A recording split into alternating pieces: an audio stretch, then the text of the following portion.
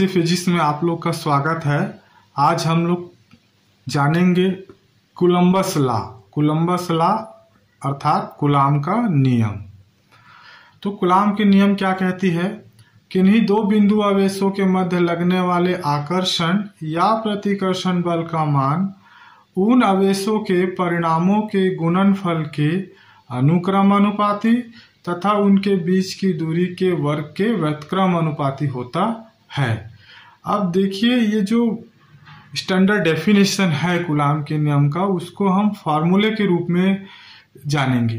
तो देखिए, मैंने यहाँ पे दो आवेश ले लिया है, Q1 आवेश और Q2 आवेश, और दोनों के बीच की दूरी कितना ले लिया है? R। अब देखिए, इसको जानते हैं, किन्हीं दो बिंदु आवेशों के मध्य लगने वाला आकर्षण या प्रतिकर्षण बल F का मान उन दोनों आवेशों के परिणामों के गुणनफल के अनुक्रम अनुपाती। दो आवेशों के परिणामों के गुणनफल मीन्स दोनों आवेश Q1 इंटू Q2 के अनुक्रम अनुपाती। तो हमारा पहला इक्वेशन क्या बन गया? F समान अनुपाती Q1 into Q2, equation number first. देखिए, जो सिंबल है इसको हम लोग समान अनुपाती या अनुक्रम अनुपाती पढ़ सकते हैं। तो पहला इक्वेशन क्या हो गया कि किन्हीं दो बिंदु आवेशों के मध्य लगने वाला आकर्षण या प्रतिकर्षण बल F का मान उन दोनों आवेशों के परिणामों Q1 और Q2 के गुणनफल के अनुक्रम अनुपाती होता है। फिर बोल रहे हैं उनके बीच की दूरी के वर्ग के व्युत्क्रम अनुपाती होती है। तो उनके बीच की दूरी कितनी है? R का वर्ग कर दिया।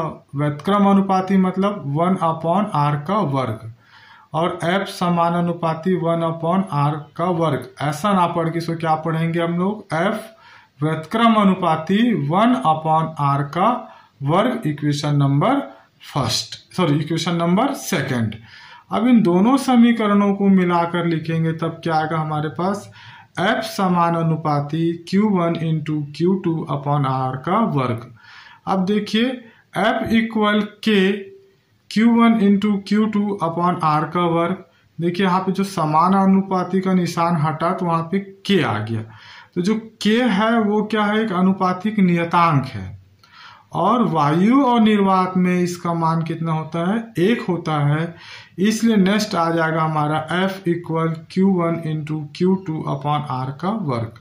और इसको हम लोग क्या करेंगे? बॉक्स में पुट अप कर देंगे। तो ये हो गया हमारा कूलाम के नियम के लिए सूत्र F equal Q1 into Q2/r का वर्ग।